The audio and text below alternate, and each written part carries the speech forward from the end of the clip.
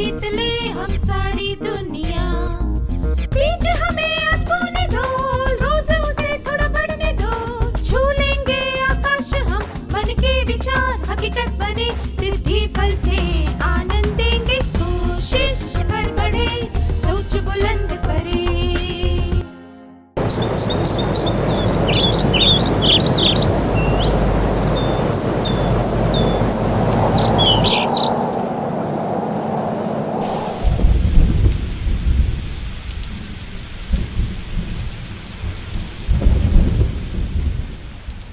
नमस्ते छात्र, मुझे यकीन है कि आप सब कभी तो बारिश में खेलने जरूर गए होंगे। आप में से कितने लोगों को बारिश में खेलना अच्छा लगता है? मुझे लगता है कि शायद ही कोई होगा जिसे बारिश में खेलना पसंद ना हो। आप सब कागज की नावें बनाकर पानी में तैराते होंगे, है ना? क्या आप बारिश में खेलने के अनुभव के बारे में बताएंगे?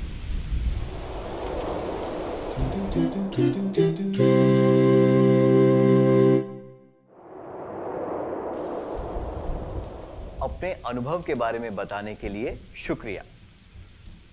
बारिश हर जगह होती है, पहाड़ों, वादियों, जंगलों, झीलों, नदियों, गांवों और शहरों में। फिर चाहे वो घास हो, लंबे पेड़ हो, छोटा सा केंचुआ हो या कोई बड़ा जानवर हो या फिर मनुष्य, बारिश से सभी जीव जंतुओं को फायदा होता है। हमें बारिश से कितना फायदा होता है? क्या हम इसके बदले में बारिश को कुछ देते हैं? हम कुछ नहीं देते। क्या बारिश ये उम्मीद रखती है कि हमारी सहायता करने के बदले में उसे भी कुछ मिले? बिल्कुल भी नहीं। अगर कोई व्यक्ति किसी चीज की उम्मीद रखे बिना कुछ दे या किसी प्रकार की सहायता करे तो उसे परोपकार कहते हैं। उदाहरण के लिए, परोपकार का मतलब है किसी व्यक्ति को एक दो पेंसिलें दे देना क्योंकि उसके पास पेंसिल खरीदने के पैसे नहीं हैं। दूसरे शब्दों में कहें तो परोपकार का अर्थ है जरूरतमंदों को जरूरत की चीजें देना और उसके बदले में कुछ पाने की उम्मीद न रखना। आइए साथ मिलकर कहें। दूसरे शब्दों में कहें तो परोपकार का अर्थ है जरूरतमंदों को जरूरत की चीजें देना और उसके बदले में कुछ पाने की उम्मीद न रखना। क्या इस तरह स्वेच्छा से आपने किसी को कुछ दिया है या आपने किसी व्यक्ति को परोपकार करते हुए देखा है? क्या इस अनुभव के बारे में बताने के लिए दो छात्र स्वेच्छा से आगे आएंगे?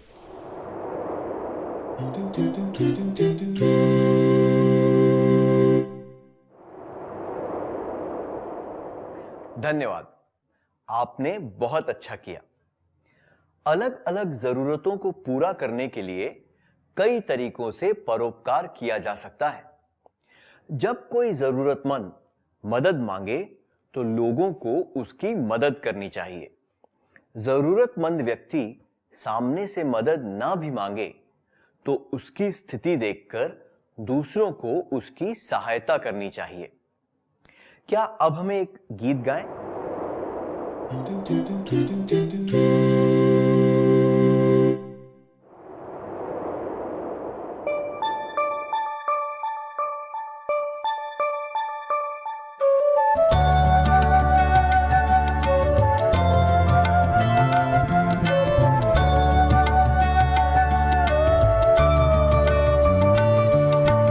मेघ जैसे देना, मेघ जैसे देना, मन भर के मेघ जैसे देना, मेघ जैसे देना, मेघ जैसे देना, मन भर के मेघ जैसे देना। प्रसन्न करने, प्रसन्न करने, प्रसन्न हो के प्रसन्नता से देना, प्रसन्न करने, प्रसन्न करने, प्रसन्न हो के प्रसन्नता से देना। मेघ जैसे देना, मेघ जैसे देना, मन भर के मेघ जैसे देना, मेघ जैसे देना, मेघ जैसे देना, मन भर के मेघ जैसे देना।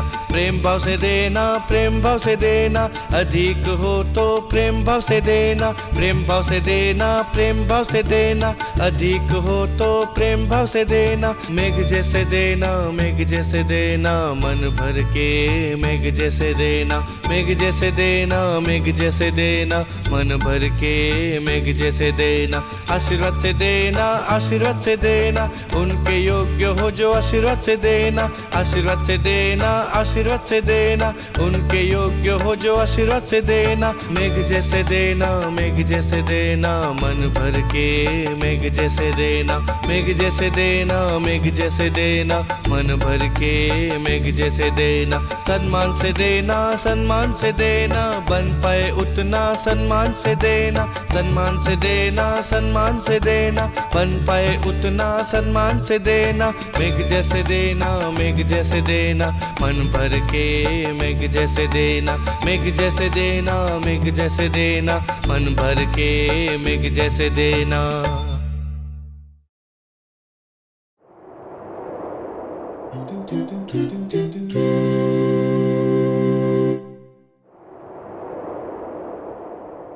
बहुत बढ़िया किया, धन्यवाद। इस गीत से हमें यह संदेश मिलता है कि हमसे जितना बन पड़े उतना दान करना चाहिए। दूसरों को खुशी देकर हमें भी खुश होना चाहिए। हमारे पास किसी चीज की कमी ना हो तो हमें खुशी से दान करना चाहिए। अगर हम स्वेच्छा से जरूरतमंदों को दान करेंगे तो हमें संतुष्टि प्राप्त होगी। स्वेच्छा से दान करना चाहिए और उसके बदले में कुछ पाने की उम्मीद नहीं रखनी चाहिए। ऐसा करने से जरूरतमंदों की जरूरतें पूरी होंगी और आपको भी संतोष मिलेगा। साथ मिलकर कहिए, स्वेच्छा से दान करना चाहिए और उसके बदले में कुछ पाने की उम्मीद नहीं रखनी चाहिए।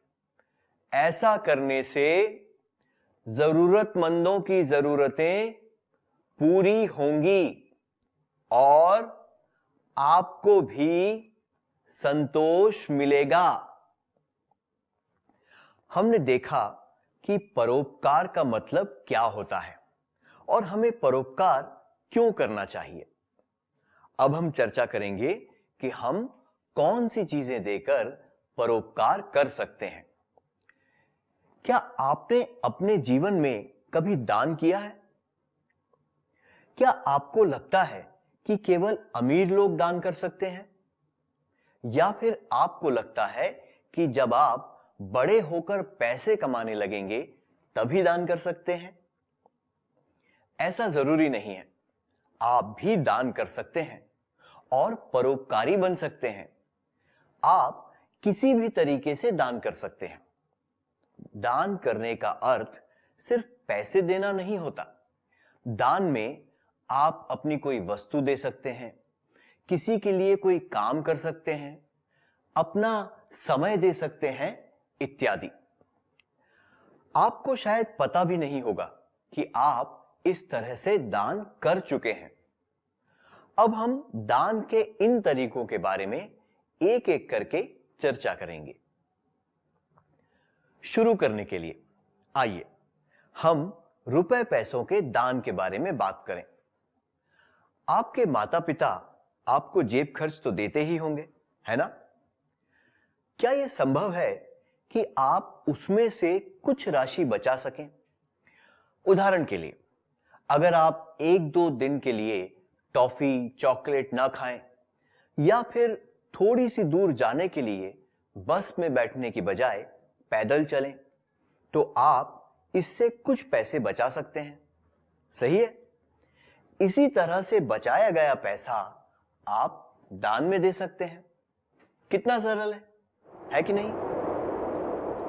बेकार के खर्चे कम करके हमें पैसे बचाने चाहिए और जरूरतमंदों को दान देना चाहिए। इससे हमें भी संतुष्टि प्राप्त होगी। आइए साथ मिलकर कहें, बेकार के खर्चे कम करके हमें पैसे बचाने चाहिए और जरूरतमंदों को दान देना चाहिए। इससे हमें भी संतुष्टि प्राप्त होगी। क्या आप में से किसी ने ऐसा किया है? क्या आप अपने अनुभव के बारे में सबको बताएंगे?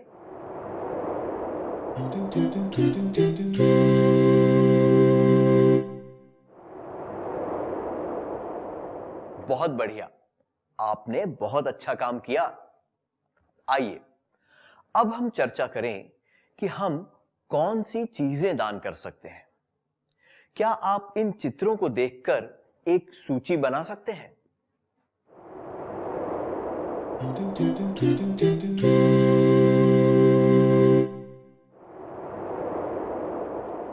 दान देने वाली चीजों की सूची बनाने के लिए धन्यवाद। आइए अब हम इसके बारे में चर्चा करें। अगर हमें कुछ कपड़े छोटे पड़ गए हों और वे फटे हुए ना हों तो उन्हें स्वेच्छा से दान कर देना चाहिए। खेलने की चीजें जैसे कि खिलौने, गुड़िया इत्यादि जिन्हें हम काम में न लेते हों उन्हें दान कर देना चाहिए। जब हम पास होकर अगली क्लास में जाएं तब पिछली क्लास की पाठ्य पुस्तकें, नोटबुक, पेन, पेंसिल इत्यादि दान में दे सकते हैं। हम अपने भोजन का कुछ हिस्सा भी किसी भूखे और गरीब इंसान को दे सकते हैं। दूसरे शब्दों में कहें तो हमें खुशी से अपने पुराने कपड़े, खिलौने, पुस्तकें, लेखन सामग्री व खाना जरूरतमंद लोगों को दे देना चाहिए। फिर से कहिए, हमें खुशी से अपने पुराने कपड़े, खिलौने, पुस्तकें, लेखन सामग्री व खाना जरूरतमंद लोगों को दे देना चाहिए। आप में से कितने लोगों ने अपनी चीजें दूसरों को दान की हैं? क्या आप अपने अनुभव के बारे में सबको बताएंगे?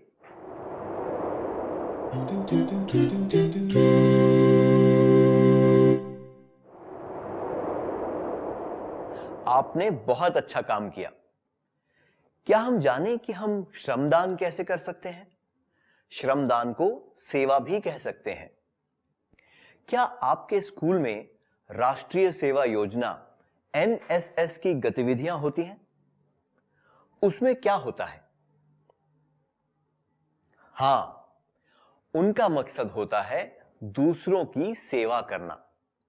ऐसे संगठनों के सदस्य समाज सेवा के कार्यों के लिए अपना श्रम और समय देते हैं। क्या आप सोचकर बता सकते हैं कि आप दूसरों की सेवा किस तरह कर सकते हैं? यहां पर चित्रों द्वारा कुछ संकेत दिए गए हैं। उन्हें देखकर आप अपना जवाब दे सकते हैं।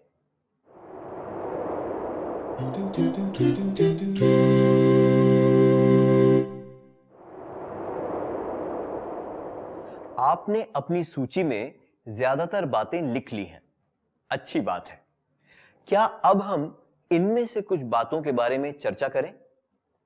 आपकी गली, स्कूल या पार्क में जो पेड़ पौधे हैं उनकी देखभाल करना, गाय से बचाने के लिए उनके चारों तरफ बाड़ बनाना भी एक तरह की सेवा है।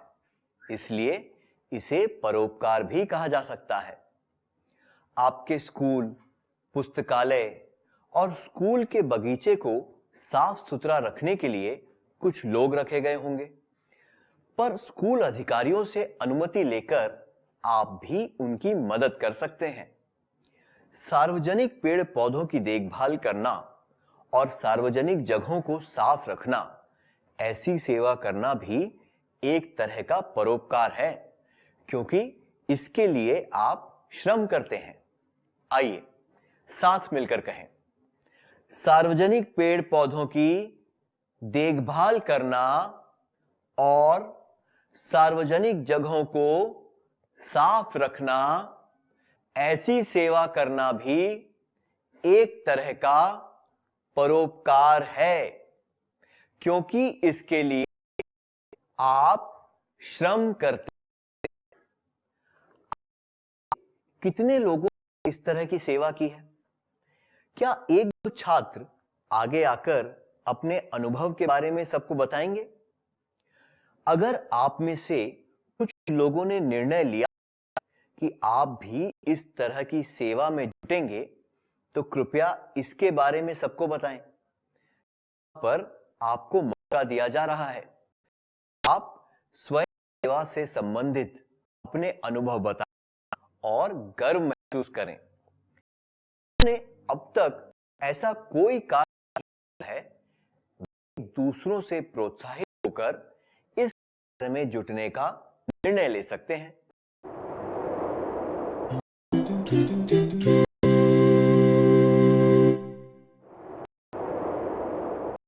सेवा द्वारा कार्य के अनुभव के बताने के लिए धन्यवाद। क्या हम देखें कि अपना समय देकर हम किस तरह से परोपकार कर सकते हैं? कल्पना कीजिए कि आपका कुछ दिनों से स्कूल नहीं आया, इस वजह वो पढ़ाई में पीछे रह गया है। क्या आप कूद के समय में से कुछ समय निकाल कर उसकी मदद करेंगे? आप ऐसा जरूर करेंगे, है ना? इस तरह से आप दूसरों को अपना समय दे सकते हैं। क्या आप चित्रों के आधार पर एक सूची बनाएंगे कि किस तरह से आप दूसरों को अपना समय देते हैं?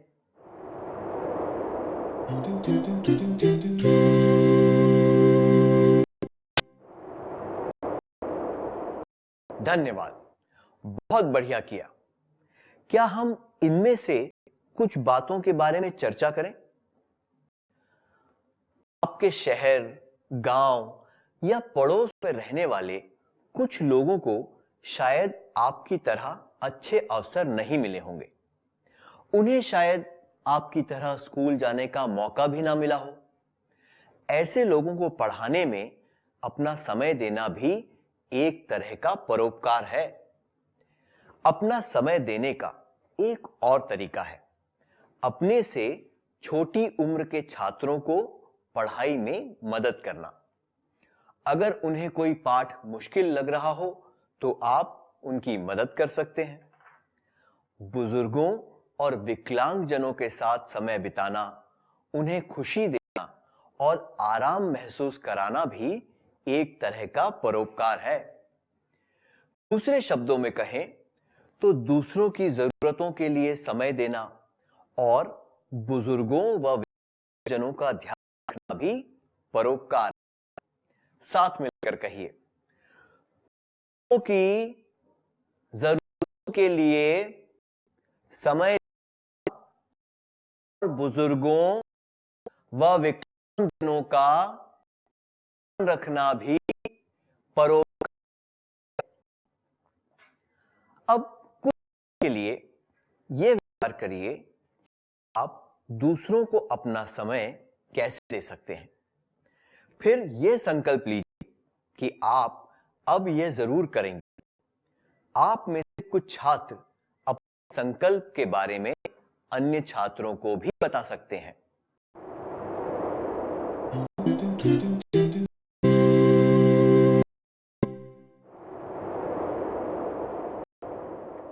अपने संकल्प को पूरा करने के लिए शुभकामनाएं। हमने देखा कि परोपकार का अर्थ क्या है, परोपकार क्यों करना चाहिए, हम दान में क्या दे सकते हैं और सेवा किस तरह से कर सकते हैं। आइए अब जाने कि परोपकार किस तरह करना चाहिए। हम किसी चीज का दान क्यों करते हैं? हम अपनी खुशी बांटने के लिए दान करते हैं और दूसरों को भी खुश करना चाहते हैं। अगर दान लेने वाला व्यक्ति खुश ना हो तो क्या आपको अच्छा लगेगा? बिल्कुल भी नहीं। अगर आपने सच्चे मन से परोपकार किया है तो दान लेने वाले को भी खुशी मिलनी चाहिए। हमें इस तरह से दान करना चाहिए कि लेने वाले के आत्मसम्मान को ठेस ना पहुंचे। लेने वाले को यह महसूस नहीं होना चाहिए कि वो असमर्थ है। ना ही हमें यह दिखाना चाहिए कि हम उनसे महान हैं। हमें विनम्रता से दान करना चाहिए। क्या हम देखें कि ये किस तरह किया जा सकता है? एक कहावत है, दाएं हाथ से दो तो बाएं हाथ को भी पता नहीं चलना चाहिए। इसका अर्थ है कि हम दान करें तो उसके बारे में प्रचार नहीं करना चाहिए। विनम्रता से और बिना प्रचार के दान करना ही परोपकार करने का सबसे उचित तरीका है। फिर से कहिए, विनम्रता से और बिना प्रचार के दान करना ही परोपकार करने का सबसे उचित तरीका है। क्या हम अब तक सीखी हुई बातों का सार संक्षेप कर लें?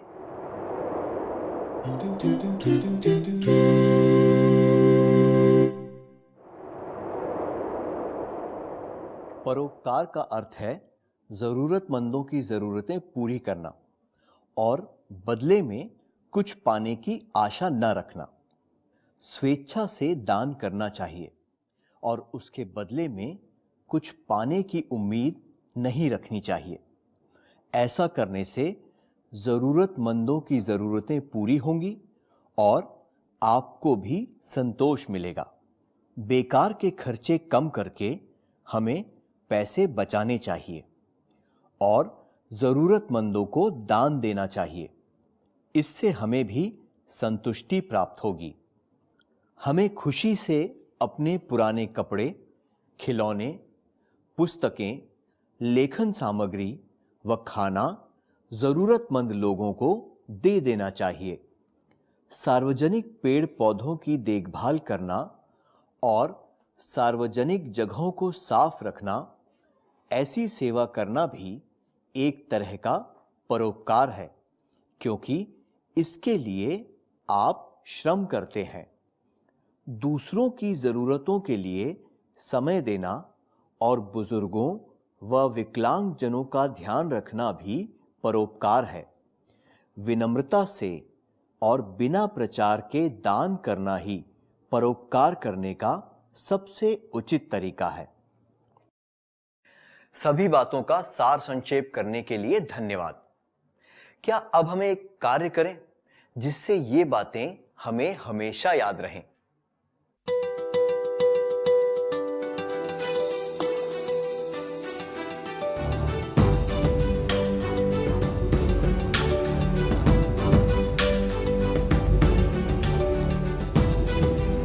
प्रश्न 1। दूसरे राज्य में बाढ़ आ गई है। सभी छात्रों से कहा गया है कि बाढ़ पीड़ित लोगों के लिए वे स्वेच्छा से कम 10 रुपए दान करें। आपके पास 20 रुपए हैं। आपको घर जाने के लिए केवल 10 रुपयों की जरूरत है। आप क्या करेंगे? जवाब 1। मैं ये पूछूंगा या पूछूंगी कि मैं उन लोगों के लिए दान क्यों करूं जिन्हें मैं जानता या जानती ही नहीं। 2। मैं 10 रुपए दान कर दूंगा या कर दूंगी। 3। मेरे 10 रुपयों से क्या फर्क पड़ेगा, इसलिए मैं दान नहीं करूंगा या नहीं करूंगी। 4। अगर मैंने रुपए नहीं दिए तो किसी को भी पता नहीं चलेगा, इसलिए मैं दान नहीं करूंगा या करूंगी। प्रश्न 2, आपके घर के पास एक अनाथालय ने लोगों से अनुरोध किया है कि वे पहनने लायक पुराने कपड़े दान करें। आप क्या करेंगे? जवाब: 1, मैं अपने सारे पुराने कपड़े उन्हें तुरंत दे दूंगा या दे दूंगी। 2, मैं उन कपड़ों को अपने चचेरे भाई बहन के लिए रखूंगा या रखूंगी जो गर्मी की छुट्टियों में मुझसे मिलने आने वाले हैं। 3, मैं सारे कपड़े अपने पास ही रखूंगा या रखूंगी क्योंकि मुझे अपने कपड़ों से बहुत लगाव है, चाहे वो पुराने हों या नए। 4, मैं उस अनुरोध पर ध्यान नहीं दूंगा या नहीं दूंगी। प्रश्न 3, आपके क्षेत्र में प्रौढ़ साक्षरता कार्यक्रम के लिए कुछ स्वयं सेवकों की जरूरत है। लोगों से अनुरोध किया गया है कि वे इस काम में हिस्सा लें। आप क्या करेंगे? जवाब: 1, मैं स्वयं सेवक के रूप में अपना नाम लिखवाने जाऊंगा या जाऊंगी। 2, मैं अपना नाम लिखवाने नहीं जाऊंगा या नहीं जाऊंगी क्योंकि मुझे लगता है कि बुजुर्गों को शिक्षा प्रदान करने का कोई मतलब नहीं है। 3, मैं कुछ भी नहीं करूंगा या नहीं करूंगी। 4, मैं कहूंगा या कहूंगी कि मैं इसमें जरूर भाग लेता या लेती, पर मेरे पास समय नहीं है।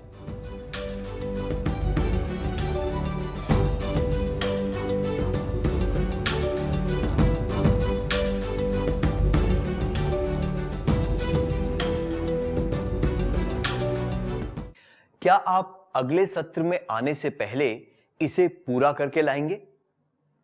क्या हम सत्र समाप्त करने से पहले आज का गीत फिर से गाएं?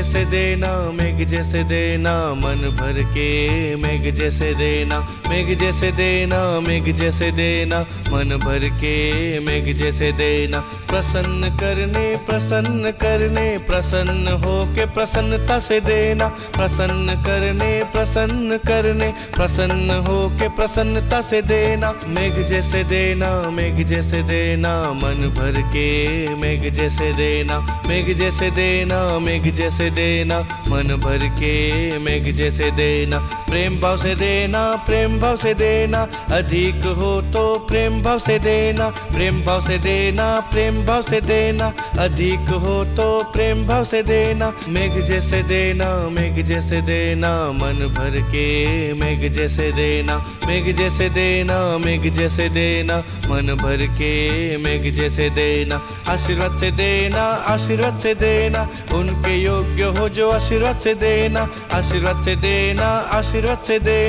उनके योग्य हो जो आशीर्वाद से देना मेघ जैसे देना मन भर के मेघ जैसे देना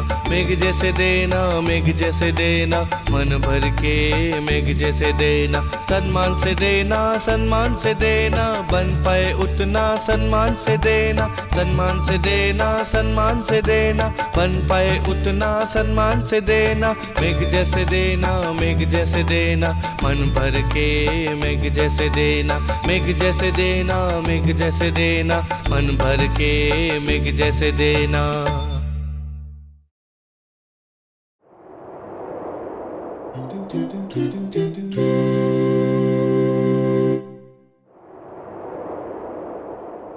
छात्रों, आपका फिर से स्वागत है।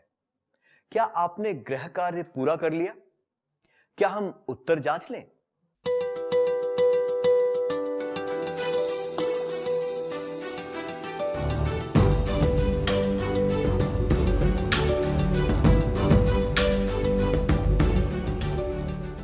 इस प्रश्न के लिए कि दूसरे राज्य में बाढ़ आ गई है। सभी छात्रों से कहा गया है कि बाढ़ पीड़ित लोगों के लिए वे स्वेच्छा से कम 10 रुपए दान करें। आपके पास 20 रुपए हैं। आपको घर जाने के लिए केवल 10 रुपयों की जरूरत है। आप क्या करेंगे? ये जवाब कि मैं ये पूछूंगा या पूछूंगी कि मैं उन लोगों के लिए दान क्यों करूं जिन्हें मैं जानता या जानती ही नहीं। अगर मैंने रुपए नहीं दिए तो किसी को भी पता नहीं चलेगा, इसलिए मैं दान नहीं करूंगा या नहीं करूंगी। और मेरे 10 रुपयों से क्या फर्क पड़ेगा, इसलिए मैं दान नहीं करूंगा या नहीं करूंगी, उचित नहीं है। क्योंकि इससे पता चलता है कि आप दान व परोपकार करने में विश्वास नहीं रखते। ये जवाब कि मैं 10 रुपए दान कर दूंगा या कर दूंगी उचित है। आपका जवाब क्या है? इस प्रश्न के लिए कि आपके घर के पास एक अनाथालय ने लोगों से अनुरोध किया है कि वे पहनने लायक पुराने कपड़े दान करें, आप क्या करेंगे? ये जवाब कि मैं उन कपड़ों को अपने चचेरे भाई बहन के लिए रखूंगा या रखूंगी जो गर्मी की छुट्टियों में मुझसे मिलने आने वाले हैं। मैं सारे कपड़े अपने पास ही रखूंगा या रखूंगी क्योंकि मुझे अपने कपड़ों से बहुत लगाव है, चाहे वो पुराने हों या नए। और मैं उस अनुरोध पर ध्यान नहीं दूंगा या नहीं दूंगी, उचित नहीं है। क्योंकि इससे पता चलता है कि आप दान व परोपकार करने की भावना नहीं रखते हैं। ये जवाब कि मैं अपने सारे पुराने कपड़े उन्हें तुरंत दे दूंगा या दे दूंगी उचित है। क्योंकि इससे पता चलता है कि आप परोपकारी स्वभाव के हैं और उत्सुकता से जरूरतमंदों की मदद करना चाहते हैं। आपका जवाब क्या है? आखिरी प्रश्न के लिए कि आपके क्षेत्र में प्रौढ़ साक्षरता कार्यक्रम के लिए कुछ स्वयं सेवकों की जरूरत है। लोगों से अनुरोध किया गया है कि वे इस काम में हिस्सा लें। आप क्या करेंगे? ये जवाब कि मैं अपना नाम लिखवाने नहीं जाऊंगा या नहीं जाऊंगी क्योंकि मुझे लगता है कि बुजुर्गों को शिक्षा प्रदान करने का कोई मतलब नहीं है। मैं कुछ भी नहीं करूंगा या नहीं करूंगी और मैं कहूंगा या कहूंगी कि मैं इसमें जरूर भाग लेता या लेती, पर मेरे पास समय नहीं है, उचित नहीं है। क्योंकि इससे पता चलता है कि आप परोपकारी स्वभाव के नहीं हैं। यह जवाब कि मैं स्वयं सेवक के रूप में अपना नाम लिखवाने जाऊंगा या जाऊंगी उचित है। क्योंकि इससे पता चलता है कि आप उत्सुकता से किसी अच्छे काम में मदद करना चाहते हैं। आपका जवाब क्या है?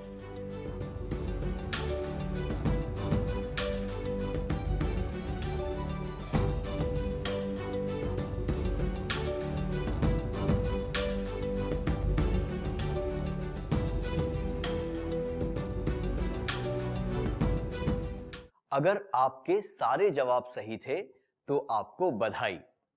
क्या हम अगले सत्र की ओर बढ़ें?